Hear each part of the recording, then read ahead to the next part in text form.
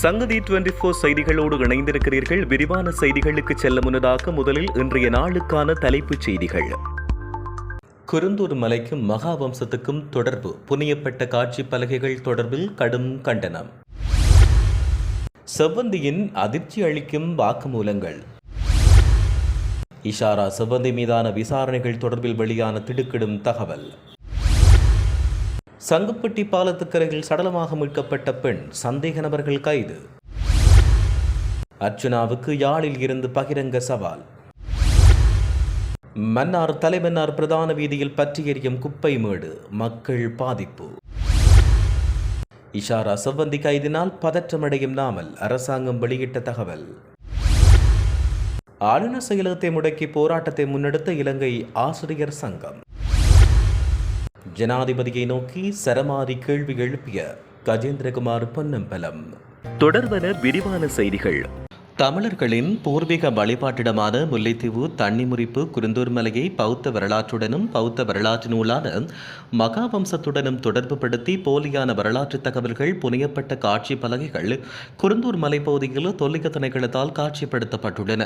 இந்த நிலையில் இது தொடர்பில் அறிந்த வன்னி மாவட்ட நாடாளுமன்ற உறுப்பினர் துரைராச ரவிகரன் குருந்தூர் மலை பகுதிக்கு நேற்று நேரடியாக சென்று நிலைமைகளை பார்வையிட்டதுடன் தொல்லியல் திணைக்களத்தின் இத்தகைய கட்டமைக்கப்பட்ட தமிழினாடிப்பு செயற்பாட்டுக்கு தனது வன்மையான கண்டனத்தை வெளியிட்டுள்ளார். குருந்தூர் மலையில் சில விளம்பர பலகைகள் காட்சிப்படுத்தப்பட்டுள்ளதாக அறிவித்தல் கிடைக்கப்பெற்றது. அதற்கமைய இந்த பகுதிக்கு நான் வருகை தந்தேன். ஏற்கனவே தமிழர்களின் பூர்வீக குருந்தூர் மலையை பௌத்த இடம் என்று விவரிக்கும் வகையில் காட்சி பலகைகள் குருந்தூர் மலை அடிவாரத்தில் காட்சிப்படுத்தப்பட்டுள்ளன. இந்நிலையில் 14ஆம் தேதி புதிதாக குருண்டீஸ் தொல்லியல் தளம் என்று தலைப்பிடப்பட்டு போலி பௌத்த வரலாறுகள் புனியப்பட்ட காட்சி பலகைகள் தொல்லிய திணைக்களத்தால் குருந்தூர் மலை அடிவாரம், குருந்தூர் மலையின் மேற்கு பகுதி மற்றும் குருந்தூர் மலையை சுற்றியுள்ள பகுதிகளில் மொத்தம் 4 இடங்களில் நிறுவப்பட்டுள்ளன. இவ்வாறாக போலியான வரலாற்று புனைவுகளை இங்கு நிறுவதை மிகவும் வன்மையாக கண்டிக்கின்றேன். குறிப்பாக தமிழ் மக்கள் இந்த குருந்தூர் மலையை அண்டியுள்ள தண்ணி முறிப்பு பகுதியில் பூர்வீகமாக வாழ்ந்து வந்ததோடு இந்த குருந்தூர் மலையில் அமைந்திருந்த ஆதிசிவன் ஐயனாரை வழிபட்டு வந்தனர். இதுவே தண்ணி முறிப்பினதும் குருந்தூர் மலையினதும் வரலாறாகவே இருக்கிறது. இந்நிலையில் இந்த தண்ணி முறிப்பு பகுதியில் பூர்வீக குடிகளாக வாழ்ந்த எமது தமிழ் மக்கள் இன்னும் மீள குடியமர்த்தப்படவில்லை. இத்தகைய ஒரு சூழ்நிலையில் தமிழர்களுடைய பூர்வீக வாரிடமான தண்ணி முறிப்பையும் குருந்தூர் மலையையும் மகாவம்சத்துடனும் பௌத்த வரலாறுகளுடனும் தொடர்பு படுத்தி தொல்லிய திணைக்களத்தால் போலியான வரலாறு புனையப்பட்டு காட்சி பலகைகள் காட்சிப்படுத்தப்பட்டுள்ளதாக அவர் கண்டனம் வெளியிட்டுள்ளார். நீதிமன்றத்தின் படிக்கட்டில் வைத்து குற்றவியல் சட்டக்கோவை புத்தகத்தில் மறைத்து கொண்டு வந்த துப்பாக்கியை கமாண்டோ சலிந்துவுக்கு வழங்கியதாக நேபாளத்தில் இருந்து கைது செய்யப்பட்டு நாட்டுக்கு அழைத்து வரப்பட்ட இசாரா செவ்வந்தி கூறியுள்ளார். இசாரா செவ்வந்தி உட்பட குழுவினர் நேபாளத்திலிருந்து நேற்று மாலை கொழும்புக்கு அழைத்து வரப்பட்டனர். இலங்கை விமானம் ஜூஎல் 182 விமானம் நேபாளத்தின் காத்மண்டுவிலிருந்து நேற்று மாலை 6:55 மணிக்கு கட்டுநாயக்க சர்வதேச விமான நிலையத்தை வந்தடைந்தது. இந்த குழுவினர் மேலதிக விசாரணைக்காக குற்றப்புலனாய்வு திணைக்களத்திடம் ஒப்படைக்கப்பட்டனர். கொழும்பு குற்றவியல் விசாரணை பிரிவில் பாரப்படுத்தப்பட்ட இஷாரா செவ்வந்தி போலீசாரிடம் வாக்குமூலம் அளிக்கும் போது இவ்வாறு தெரிவித்தார். செவ்வந்தி வழங்கிய வாக்குமூலத்தில் துப்பாக்கிதாரியான கமாண்டோ சலிந்து துப்பாக்கி இடுப்பில் சிறையை கொண்டு செவ்வந்தியுடன் நீதிமன்றத்துக்குள் சென்று சட்டத்தரணியில் அமரும் இருக்கையில் அமர்ந்துள்ளார். நீதிமன்றக்கு அழைத்து வரப்பட்ட கனியமுள்ள சஞ்சீவ குற்றவாளி கூண்டில் ஏறிய போது கமாண்டோ சலிந்து துப்பாக்கி எடுத்து சஞ்சீவை நோக்கி பிரயோகித்துள்ளார். பின்னர் அவர்கள் இருவரும் சஞ்சீவ மீது துப்பாக்கி பிரயோகம் மேற்கொள்ளப்பட்டது என்றும் சத்தமிட்டவாறு வெளியில் ஓடிச் சென்றதாக தெரிவித்துள்ளார். நேபாளத்தில் கைது செய்யப்பட்டு இலங்கைக்கு அழைத்து வரப்பட்ட இசாரா செவ்வந்தி உட்பட 6 சந்தேக நபர்களிடம் 3 போலீஸ் குழுக்கள் விசாரணை நடத்தி வருகின்றனர். கொழும்பு நீதிமன்றத்தில் இடம்பெற்ற கனியமுள்ள சஞ்சீவ கொலை விவகாரம் தொடர்பில் முக்கிய சந்தேக நபரான இசாரா செவ்வந்தி நேபாளத்தில் கைது செய்யப்பட்டு நேற்று இலங்கைக்கு அழைத்து வரப்பட்டார். இந்நிலையில் அவர் உட்பட 6 பேர் மீது 3 குழுக்களை கொண்ட போலீஸ் விசாரணைகள் நடத்தப்பட்டு வருகின்றன. இஷாரா செவ்வந்தி வீரசிங்க, பின்புற தேவகி, கிளிநொச்சி பழையைச் சேர்ந்த ஜீவதாசன் கனகராசா, சுரேஷ் யாழ்ப்பாணம் இருசுவிலைச் சேர்ந்த தக்ஷி நந்தகுமார், தினேஷ் யாமந்தடி சில்வா யாழ்ப்பாணத்தைச் சேர்ந்த கெனடி பஸ்தியாம்பிள்ளை, ஜே.கே. பாய் மற்றும் தினேஷ் நிஷாந்தகுமார விக்ரம ஆராய்ச்சி ஆகிய 6 பேரை இவ்வாறு கைதாகினர். இதில் இசாரா செவ்வந்தி உள்ளிட்ட 4 கொழும்பு குற்ற விசாரணை பிரிவிலும் ஏனைய 2 குற்றப்புலனாய்வு பிரிவின் ஃபேலியகொட பிரிவிலும் தடுத்து வைக்கப்பட்டு விசாரணைகள் நடைபெற்று வருகின்றன. யாழ்ப்பாணம் சங்குப்பட்டி பாலத்துக்கு அருகாமையில் பெண்ணொருவரின் சடலம் கடந்த ஞாயிற்றுக்கிழமை மீட்கப்பட்ட நிலையில் சந்தேக நபர்கள் இருவர் கைதாகினர். யாழ்ப்பாணம் காரநகர் பகுதியைச் சேர்ந்த 2 பிள்ளைகளின் தாயான சுரேஷ்குமார் குலதீபா வயது 36 என்ற பெண்ணை சடலமாக மீட்கப்பட்டார். இதன்போது சடலத்தின் மீது உடல் கூற்று பரிசோதனைகளில் அவர் சித்திரவதை செய்யப்பட்டு படுகொலை செய்யப்பட்டார் என்ற விடயம் தெரிய வந்தது. இதையடுத்து மேற்கொள்ளப்பட்ட விசாரணைகளின் அடிப்படையில் தற்போது இருவர் கைதாகினர். இவ்வாறு கைது செய்யப்பட்டுள்ள இருவரில் ஒருவர் பெண் என்று தெரிவிக்கப்பட்டுள்ளது. நீதிமன்ற உத்தரவுக்கு அமைய அவர்கள் விளக்கமறியலில் வைக்கப்பட்டு மேலதிக விசாரணைகள் இடம்பெற்று வருகின்றன.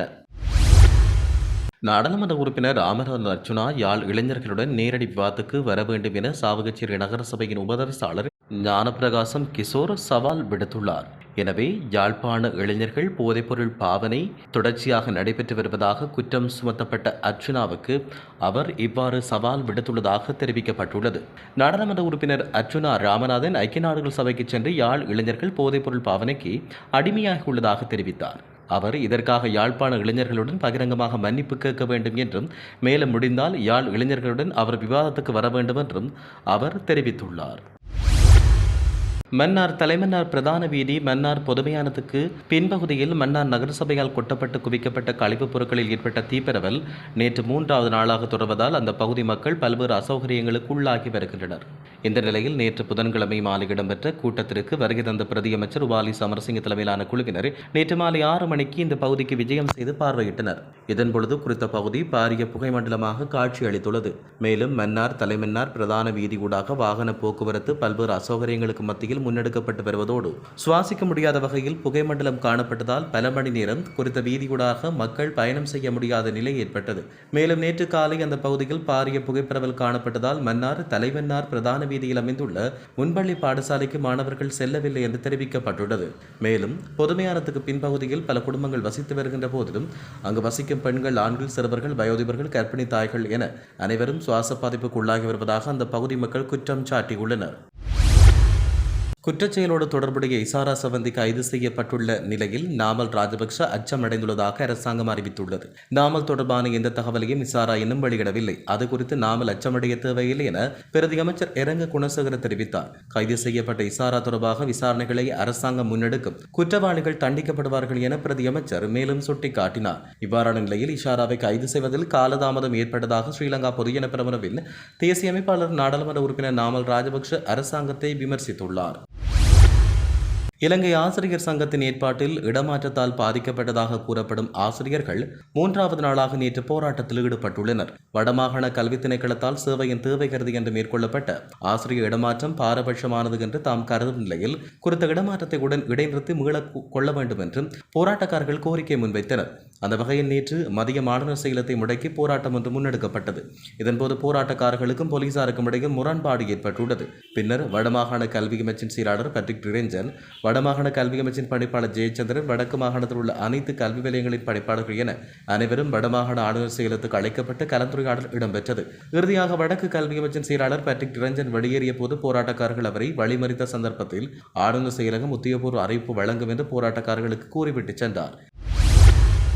ஜனாதிபதியின் கட்டுப்பாட்டில் இலங்கை கடற்படை இல்லையா என நாடாளுமன்ற உறுப்பினர் கஜேந்திரகுமார் பொன்னம்பலம் கேள்வி எழுப்பியுள்ளார். வலிவடக்கில் கடற்படை கட்டுப்பாட்டின் கீழ் உள்ள தனியார் ஒருவருக்கு சொந்தமான காணியை கடற்படையின் தேவைக்காக சுவீகரிக்கும் செயற்பாடொன்று இடம்பெற்று வருகிறது. இந்த விடயம் குறித்து கேள்வி எழுப்பிய போது அவர் இவ்வாறு தெரிவித்தார். இந்த நாட்டில் ஜனாதிபதியை விட அதிகாரம் கூடியவர்களாக கடற்படை உள்ளதா அல்லது ஜனாதிபதி யாழ் மக்களை ஏமாற்றுவதற்காக வாக்குறுதிகளை அள்ளி வழங்குகிறாரா என்ற கேள்வி பலருக்கும் ஏற்பட்டுள்ளது.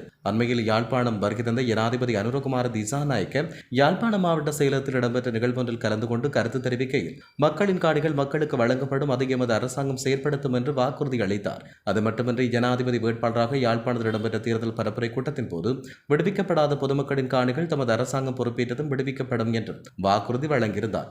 இருப்பினும் இந்த அரசாங்கம் பொறுப்பேற்று ஒரு வருடம் கடந்துள்ள நிலையில் மிக குறுகிய ஏக்கர் காணிகளை மட்டும் விடுவித்தமை அவர்களும் கடந்த அரசாங்கத்தைப் போல வாக்குறுதிகளை பெறுவதற்காக தமிழ் மக்களை ஏமாற்றிய நாடகமாகவே பார்க்க முடிகிறது. யுத்தம் நிறைவடைந்து பல வருடம் கடந்துள்ள நிலையில் இன்று தமது பூர்வீக நிலங்களுக்குள் மக்கள் செல்ல முடியாத நிலையில் காணப்படுகிறார்கள். அண்மையில் ஜனாதிபதி செயலகம் முன் வலிவடக்கு மீள்குடியேற்ற அமைப்பினர் மக்களை ஒன்று திரட்டி தமது காணிகளை விடுவிக்குமாறு போராட்டத்தை நடத்திய நிலையில் தற்போது கடற்படை தமது தேவைக்காக தனியார் காணியை அபகரிக்கும் செயற்பாட்டில் ஈடுபட்டு வருவதாகவும் கஜேந்திரகுமார் பொன்னம்பலம் குற்றம் சுமத்தியுள்ளார். இத்துடன் செய்திகள் யாவும் நிறைவு பெறுகின்றன. மேலதிக செய்திகளுக்காக சங்கதி 24.com உடன் இணைந்திருங்கள். வணக்கம்.